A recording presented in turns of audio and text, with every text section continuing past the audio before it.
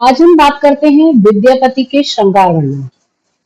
महाकवि विद्यापति का जो काव्य है पदावली, उसमें श्रृंगार रस एक मुख्य रस के रूप में आया है। और विद्यापति की जो पदावली है उसका अध्ययन मनन करने पर यह ज्ञात होता है कि उसमें जो भी प्रमाण प्राप्त होते हैं और जिस अंतिम परिणाम पर हम पहुंचते हैं उसके अनुसार वह एक श्रृंगारी भावना से युक्त काव्य है।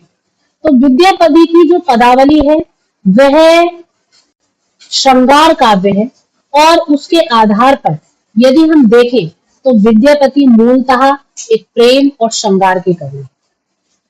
विद्यापति महाकवि कालिदास के समान शैव श्रृंगारी भावना को अंकित करने वाले हैं।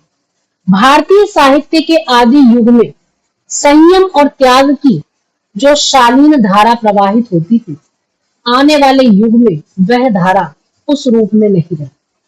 श्रृंगार की मनोहारी धारा का उसमें संगम हुआ है और संस्कृत के अनेक प्रतिभाशाली कवियों ने भक्ति मिश्रित श्रृंगार की रचनाओं को प्रस्तुत किया है और विद्यापति को यह प्रवाह विरासत में प्राप्त हुआ था। इस प्रवाह से वह अछूते नहीं थे। शिव पार्वती और राधा कृष्ण की श्रृंगारी कथाएं उनके लिए उर्वरा भूमि प्रस्तुत करने वाली थी। श्रृंगार के भीतर शिव, गंगा, दुर्गा आदि के प्रति जो उनकी उदारता है, महानता है, वो स्थान स्थान पर प्रकट होती है। किंतु उनकी परिष्कृत भक्ति का जो उज्जवल उदाहरण है वो गंगा के वर्णन में अत्यधिक सरल बन पड़ा है। गंगा जी की उपासना करने वालों का कोई अलग संप्रदाय नहीं है। गंगा जी के प्रति कवि ने जो अपनी भक्ति भावना प्रकट की है वह शिव भक्ति के ही अंतर्गत सन्निहित होती हुई प्रतीत होती है। इसी प्रकार की भक्ति भावना विद्यापति ने शिव जी के प्रति व्यक्त की है। कखन हरब दुख मोरे हे भोलेनाथ, दुखहि जन्म भेल दुखहि गमाओ, सुख सपनहु नहीं भेल हे भोलानाथ। एहि भव सागर थाह कतहु नहीं भैरव घरु करुआर, हे भोलानाथ। भन विद्यापति मोर भोलानाथ, गति देहु अभय यह मोही हे भोलानाथ। तो इस प्रकार जो ये पद है इसमें विद्यापति जी ने भगवान शिव के प्रति अपनी भक्ति भावना को, अपनी अदम्य और उज्जवल जो अनुभूतियां हैं उनको यहाँ पर व्याप्त कर दिया। कवि अपनी इस भक्ति भावना को श्रृंगार के पार्श्व में अभिव्यक्त करके अत्यंत सरस, निर्मल और रमणीय बना देते हैं। कवि ने पशुपति भामिनी माया का दैत्य संहारक रूप भी यहाँ चित्रित किया है। उन्होंने अपनी पदावली में स्थान स्थान पर महाकवि कालिदास के समान सौंदर्य प्रदर्शन के लिए शिव रूप का अलंकारिक प्रयोग किया है। जैसे नायिका के वक्षस्थल पर मोतियों की माला पड़ी हुई है। विद्यापति को इस सौंदर्य वर्णन में जो सफलता मिली है वह हिंदी में अद्वितीय है। विद्यापति जी को शंभु के शीश पर ढलती हुई गंगा का स्मरण हुआता है। गिरिवर गरुण पयोधर परसित, गिन गज मौक्तिक हारा, काम कम्बु भरी कनक शंभु पर ढारत सुरसरी धारा। तो इस उपासना में जो भक्त हैं वह शिव जी के शीश पर जल डालते हुए प्रतीत होते हैं। यहाँ ग्रीवा ही कम्बु बन गई है जिससे काम रूप मुख स्कंध गज मुक्तांग को गंगा जल के समान स्वर्ण शंभु रूपी कुचों पर धार रहा है। तो इसमें विद्यापति की जो संपन्न भावुकता है, सहृदयता है तथा सूक्ष्म पर्यवेक्षण शक्ति है वह अपनी संगीत और माधुरी के साथ विद्यमान है। तो जिस भाव या परिस्थिति का चित्र वे अर्थ की व्यंजना और शब्दों के नाद, सौंदर्य तथा उत्प्रेक्षा, उपमा और रूपक अलंकारों के सहारे अभिव्यक्त करते हैं वह गत्यात्मक रूप में सजीव होकर पाठक की कल्पना के सामने आ जाता है। तो इस प्रकार हम देखते हैं कि जो विद्यापति जी हैं वह मूल रूप से प्रेम और श्रृंगार की जो एक सम्मिलित भावनाएं हैं उनको अभिव्यक्त करने वाले हैं। उन्होंने प्रेम के द्वारा श्रृंगार को और श्रृंगार के द्वारा प्रेम को परिपुष्ट किया है। और कुछ विद्वानों ने उन्हें उनके इस स्वरूप को देखकर जो वर्णन उन्होंने दिव्य रूपों के किए हैं सौंदर्य के साथ, प्रेम के साथ, तो उनमें जो समाहित उनकी भक्ति है उसे देखकर विद्वानों ने उन्हें भक्त कवि के रूप में भी प्रशंसित किया है और उस रूप में उन्हें प्रतिष्ठित करने का प्रयास किया है। एक स्थल पर रमणी अपने वक्षस्थल को अपने करों से झांप लेती है तो कवि को नखों में चंद्रमा, हाथों में कमल और वक्षस्थल में शिव का अद्भुत सौंदर्य भासमान होता हुआ दिखाई देता है। अंबर बिघटु अकामिक कामिनी कर कुछ झांपु सुचंदा कनक शंभु जनि अनुपम सुंदर दुई पंकज दस चंद। तो सहृदय पाठक प्रथम दृश्य को हृदयंगम करके आनंद मग्न हो जाता है और जो अग्रिम धरातल है उस पर पाठकों के मन में यह चित्र विकृत भावनाओं को जागृत भी करता है, परंतु विद्यापति आगे इसे उत्तेजनकारी सौंदर्य को शांत, स्निग्ध एवं शीतल बनाने के लिए नारी सौंदर्य को एक दिव्य सौंदर्य के रूप में अंकित कर देते हैं। तो कवि अपनी इस कला द्वारा पाठकों को आनंद लोक में पहुंचा देता है और उसकी दृष्टि को विकृत होने से भी बचा लेता है। विद्यापति अपनी इसी विशेषता के कारण श्रृंगार वर्णन में रतिकालीन कवियों के भी ऊपर उठ जाते हैं। विद्यापति की पदावली का जो अंगिरस है वो श्रृंगार है।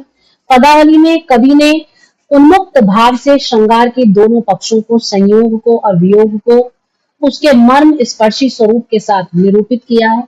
राधा कृष्ण जी के सौंदर्य, संयोग तथा वियोग के अनेक चित्र जो हर किसी के मन को विमुग्ध करते हैं, विद्यापति उनको बड़े ही सौंदर्य के साथ अभिव्यक्त करते हैं। प्रतीत होता है कि उनकी वृत्ति संयोग वर्णन में अधिक रमी है। वियोग का वर्णन अपेक्षाकृत न्यून मात्रा में उन्होंने किया है, किंतु जहां कहीं पर भी उन्होंने ये वर्णन किए हैं वो अपने आप में रमणीय बन पड़े हैं। नारी सौंदर्य में विशेषकर नारी के वक्ष सौंदर्य के चित्रण में विद्यापति ने विशेष रुचि और अनुराग रखा है। इस अनुराग के साथ वे अपनी प्रबल शिव भक्ति को अंकित कर देते हैं। इस प्रकार के विधान में कवि के काव्य में यह विशेषता आ जाती है कि उनकी भक्ति भावना कला सौंदर्य के अधीन होकर अभिव्यक्त होती हुई प्रतीत होती है। उसका सौंदर्य कहीं पर भी नष्ट नहीं होने पाता। शिव और शक्ति के रूप सौंदर्य का उपयोग विद्यापति ने जैसे मानवीय सौंदर्य के उपमानों के लिए किया है, उसी प्रकार प्राकृतिक सौंदर्य के भीतर भी ये भाव झलकते हैं। नायिका के घने काले बाल अस्त व्यस्त होकर वक्षस्थल पर अपनी शोभा बिखेर रहे हैं और उसके वक्षस्थल पर पड़ी मोतियों की माला उन बालों के साथ क्रीड़ा करती हुई प्रतीत हो रही है।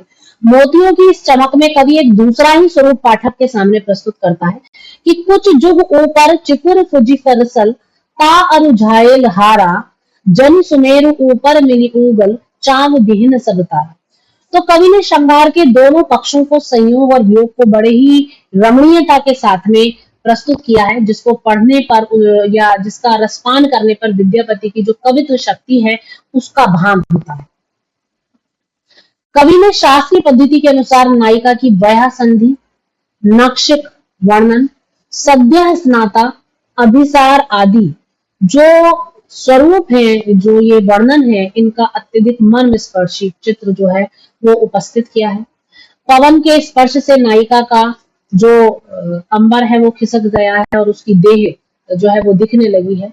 कवि इसका रमणीय चित्र पाठकों के सामने प्रस्तुत करते हैं। कवि की इस भावना में अवगाहन करने से श्रृंगार भावना के अत्यधिक निर्मल एवं हृदय स्पर्शी जो उद्गार हैं वो सामने आते हैं कि ससन परस खसु अंबर रे देखिन धनि दे नव जलधर तर चमके रे जिनु बिजली रे।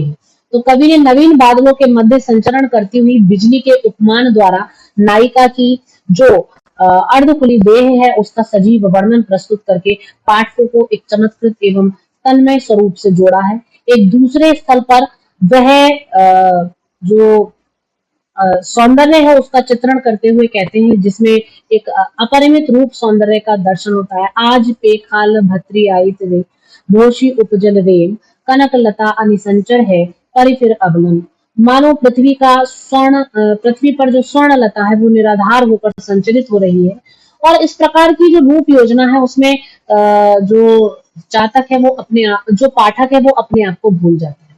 तो विद्यापति एक उच्च श्रृंगार के कवि हैं और सुंदरी की एक एक मानसिक भाव भंगियों को मानो उसकी कायिक चेष्टाओं के साथ में और उसकी कामिक चेष्टाओं के साथ में सफलतापूर्वक चित्रित करने में वह निपुण रहे हैं। मेली कामिनी गज्जल गाभिनी बिहसी पलरी निहारी इंद्र जालक कुसुम सायक कुलिक भेली भरचारी, जोरी भुज जुग भोरी बेडर ततहि बदन सुकुंद, दाम चायक काम पूजत जहत्य सारद चंद, पुरहि अंचल जापि चंचल आध पयोधर हेरु, कौन पराभव सरद धन जानि बेकत कैल सुहेरु। तो इस रूप में इस प्रकार जो सजीव वर्णन है वो सहृदय पाठकों को तत्काल अपनी ओर आकर्षित कर लेता है। इन समस्त वर्णनों के अतिरिक्त विद्यापति नायिका को वयः संधि वर्णन के समय जिस प्रकार प्रस्तुत करते हैं, तो उस प्रकार उनके वर्णनों को देखकर यह आभास होता है कि वो एक सिद्ध हस्त कलाकार हैं। और रीतिकालीन कवियों ने भी जबकि वयः संधि के अत्यंत चमत्कारी वर्णन प्रस्तुत किए हैं, लेकिन विद्यापति के वर्णन में जो रसमयता है वह रीतिकालीन कवियों में प्राप्त नहीं होती। जयकन और चौकन एक दूसरे से युद्ध कर रहे हैं, एक नायिका के केशों को बांध देता है और दूसरा उन्हें अस्त व्यस्त कर देता है। यदि एक उसके मुख पर हास्य की रेखाओं को अंकित करता है तो दूसरा उसके मुख को अंचल से आवृत कर देता है, तो एक उसके आंखों को उसकी कोरों में फेंक देता है तो दूसरा उसके अंचल को धूल दूसरित कर देता है। तो इस प्रकार जो गुत्थम गुत्था के प्रतिफल स्वरूप यौवन की विजय होती है, उसको कवि ने बड़े ही सौंदर्य और सूक्ष्मता के साथ अभिव्यक्त किया है। और दर्पण लेकर नायिका का जो नित्य श्रृंगार करना है वो तो बड़ा ही सौंदर्य बन पड़ा है। बड़े ध्यान से उसमें जो कथा आई है, जो वर्णन आया है, उसे सुना गया है। तो इस प्रकार कवि ने मूर्तिमत्ता के साथ गतिशीलता का संचार करके श्रृंगार को अत्यंत भव्य एवं संवेदनीय स्वरूप प्रदान कर दिया है। तो कवि ऐसा प्रतीत होता है कि जो श्रृंगार वर्णन है उसके कुशल चितेरे हैं। तो इस प्रकार हम देखते हैं कि विद्यापति अपनी जो काव्य कला है उसे परिपूर्ण बनाने में कुशल चितेरे रहे हैं। उनके समान ऐसा कोई सफल चितेरा ना तो हिंदी साहित्य में दृष्टिगोचर होता है और ना शायद कभी होगा। पदावली में राधा कृष्ण से संबंधित जो श्रृंगारिक पदों में भोग पक्ष की प्रधानता दृष्टिगोचर होती है, उसे देखकर कतिपय विद्वानों का मानना तो यह है कि विद्यापति की कविता काम विलास की वस्तु है, उपासना, आराधना और साधना की नहीं। ना तो उसमें कहीं रहस्यवाद है, ना वैष्णववाद है, ना भक्ति है, वह तो घोर श्रृंगारी रचना है। तो शुक्ल जी विद्यापति को श्रृंगारी कवि मानते हैं और इस रूप में वह कहते हैं कि विद्यापति के पद अधिकतर श्रृंगार के ही हैं, जिनमें नायक और नायिका राधा कृष्ण है। और जो विद्यापति हैं जो कि शैव थे, उन्होंने इन पदों की रचना श्रृंगार काव्य की दृष्टि से ही की है। और भक्त के रूप में देखा जाए तो वो कम ही आंका जा सकता है। तो विद्यापति को कृष्ण भक्तों की परंपरा में कई लोगों ने ना समझने की बात कही है, पर बहुत से विचारकों ने उनके जो पदावली में व्याप्त जो श्रृंगार वर्णन है उसको देखकर कहीं कहीं पर उनमें भक्ति भावना की अदम्यता को देखकर उनको भक्ति के रूप में ही माना है। पर जो उनकी पदावली में व्याप्त वर्णन है वो वास्तव में पूर्ण श्रृंगार के साथ अभिव्यक्त हुए हैं। मिथिलांचल के जो प्रसिद्ध विद्वान हैं डॉक्टर उमेश मिश्र विद्यापति को श्रृंगारी कवि मानते हुए कहते हैं कि जितनी कविताएं राधा कृष्ण को लेकर कवि ने बनाई प्रायः सभी श्रृंगारिक हैं। यथा राधा कृष्ण के नाम मात्र से यह नहीं समझना चाहिए कि कवि केवल भक्ति रस की पराकाष्ठा पर पहुंचकर जीव ब्रह्म के ऐक्य को ही श्रृंगारिक शब्दों में कह रहा है। एक और स्थान पर मिश्र जी ने इस बात को स्पष्ट किया है कि मिथिला की परंपरा में विद्यापति श्रृंगारी कवि के रूप में ही प्रसिद्ध हैं, वैष्णव कवि के रूप में नहीं। तो ये सारे जो वर्णन है वो उनको श्रृंगारी कवि के रूप में प्रस्तुत करते हैं। विद्यापति एक और जो उनकी प्रसिद्ध कृति है कीर्तिलता, यह कृति भी विद्यापति के रसिक होने का पर्याप्त परिचय देती है। इस कृति में भी उन्होंने अनेक प्रकार की जो वणिक वधुएं हैं उनका वर्णन किया है। और डॉक्टर बाबूराम सक्सेना भी विद्यापति को श्रृंगारी कवि मानते हैं। डॉक्टर राम कुमार वर्मा भी इसी पक्ष में है। वे भी राधा के प्रेम को नितांत वासनामय और भौतिकमय मानते हैं। विद्यापति के इस बाह्य संसार में जो भगवत भजन है वो कहाँ दिखाई देता है? इस वयः संधि में ईश्वर से संधि कहाँ है? सद्या स्नाता में ईश्वर से नाता कहाँ है?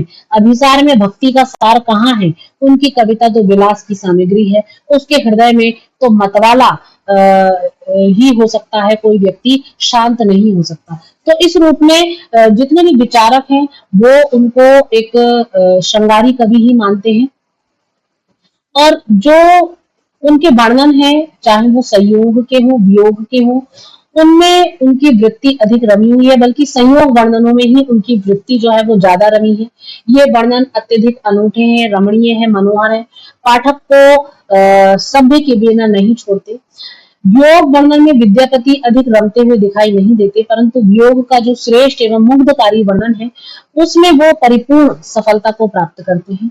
एक चित्र है कि अनुखन माधव माधव सुमिरत सुंदर बेली मधाई। तो इसमें भी उनका जो वर्णन है वो अपने आप में मुग्धकारी है। इस प्रकार जो संपूर्ण विवेचन है उसके आधार पर ये कहा जा सकता है कि विद्यापति पूर्ण श्रृंगारिक कवि हैं और श्रृंगार की प्रधानता के साथ साथ उनके हृदय में एक भावुक भक्त भी निहित है। अंतः सलिला सरिता के रसमान श्रृंगार की बालुका राशि से आवृत होने पर भी ये सर्वदा सुंदर, सरस और शीतल बन पड़ा। हालांकि अगर देखें तो राम वृक्ष बेनीपुरी, जनश्रुति और प्रमाणों की जो सम्मिलित शक्ति है, यदि उस सबको आधार बनाया जाए तो विद्यापति के श्रृंगारी कवि होने का स्पष्ट संकेत देते हैं। इनकी कविताएं विशेषतः राधा कृष्ण विषयक ही हैं। अतः लोगों की धारणा है कि ये वैष्णव ही रहे होंगे। बंगाल में भी पहले यही धारणा थी। बाबू ब्रजनंदन सहाय ने अपने समर्पण पत्र में इन्हें वैष्णव कवि चूड़ामणि लिखा है, किंतु जनश्रुति और प्रमाण कहीं कहीं पर इसके विरुद्ध दिखाई देते हैं।